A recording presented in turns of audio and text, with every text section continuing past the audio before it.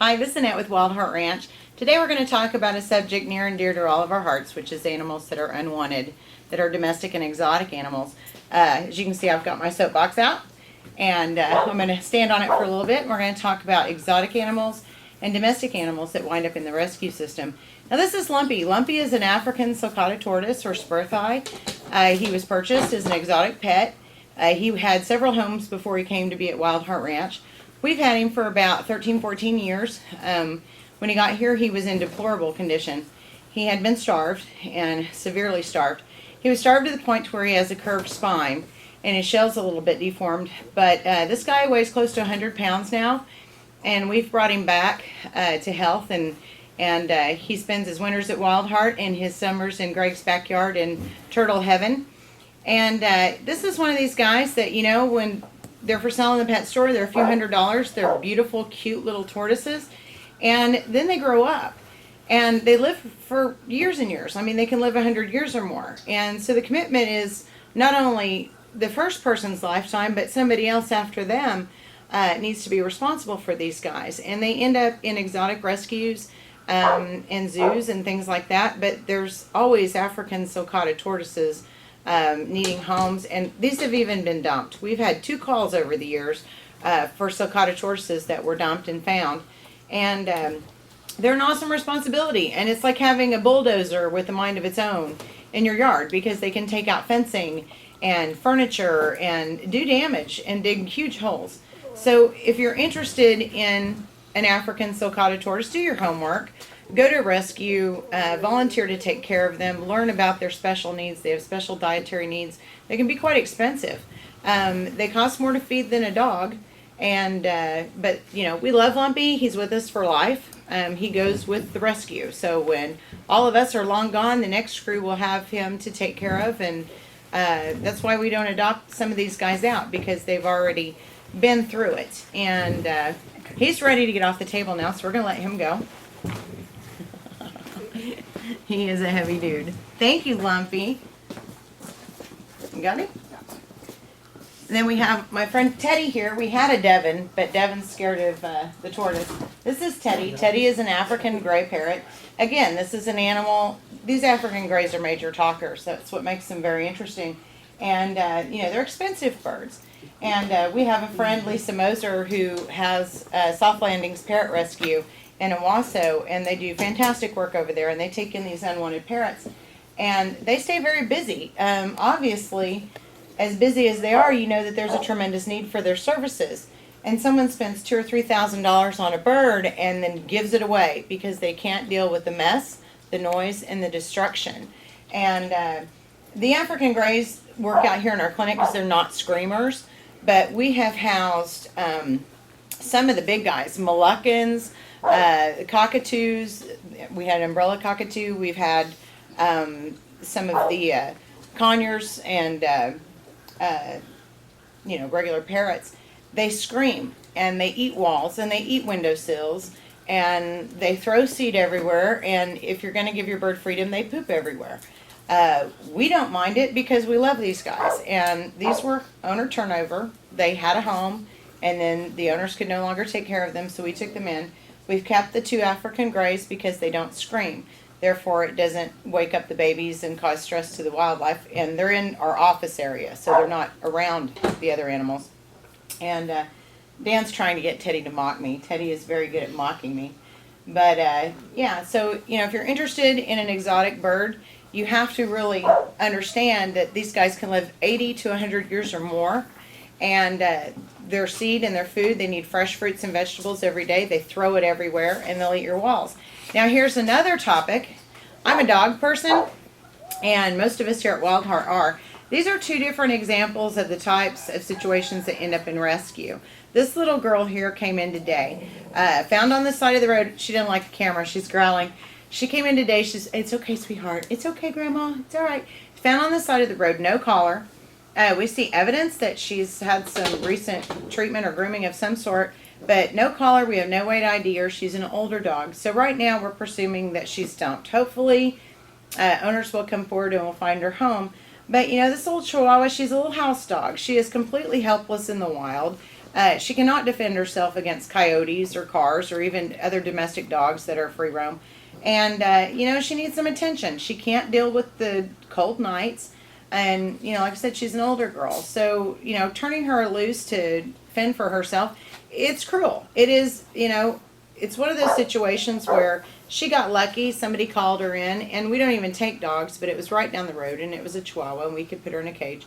But, now she's lost her home. She's the only life that she knew.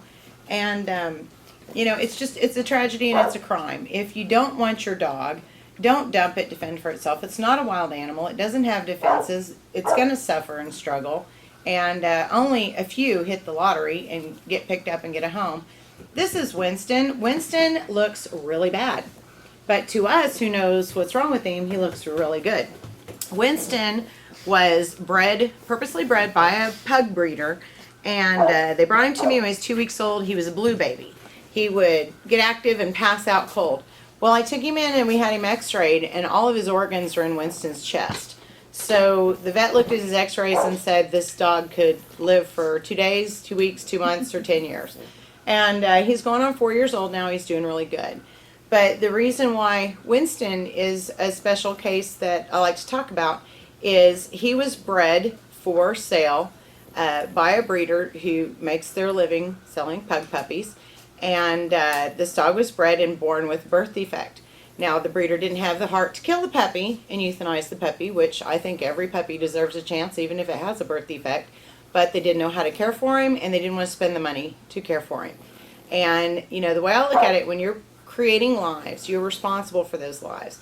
And if you don't have the funds to spend to ensure that the animals get proper medical care and the best chances of survival possible, you don't need to be breeding them. I mean, that's the bottom line.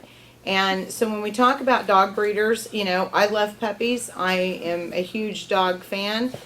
And dog breeders that breed these animals to be socialized, who live in homes, who have backyards, who get to know their families, and who get their medical attention, they're a completely different ballgame than breeders that breed in cages that, the more the better, and who don't take care of their responsibility.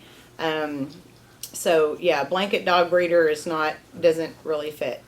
There's different types, and we see a lot that come from breeders who, they have something like this guy that's born and they can't sell it, so they dump it on bleeding heart rescues, and I am one of them.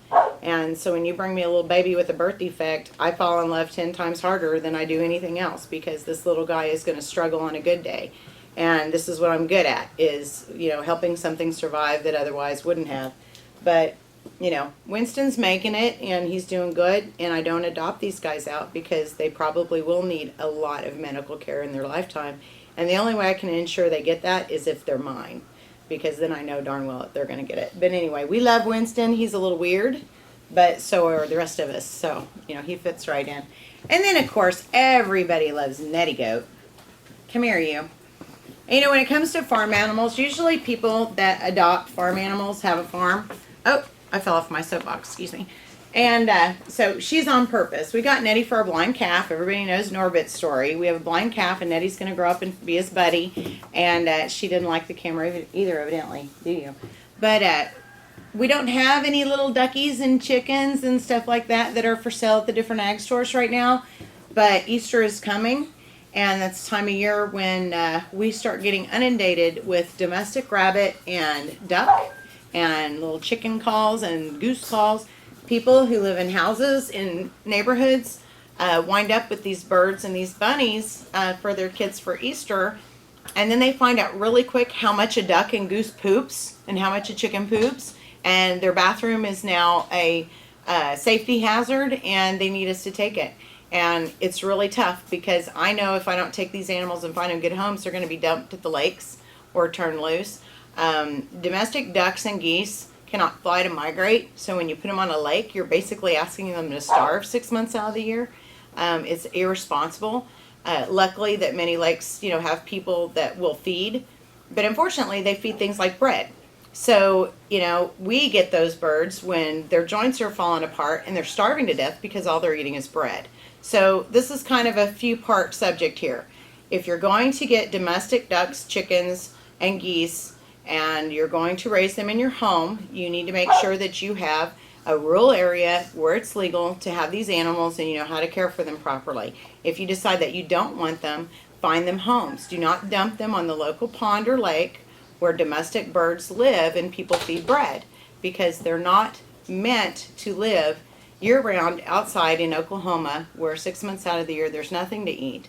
And the people that are feeding need to feed things like corn chops or bird seed or chick starter, or there's domestic duck pellets and goose pellets that can be fed as well. It's not expensive, and the bread hurts them. So it causes a condition called metabolic bone disease, which is basically a calcium deficiency, and it's arthritis. And their joints break down, they swell, and sometimes these birds become completely crippled over it. So anyway, there's my soapbox for today. And we hope everybody is enjoying the first few days of spring. We know we are, and we're going to go play outside. Thanks for following. Have a great weekend.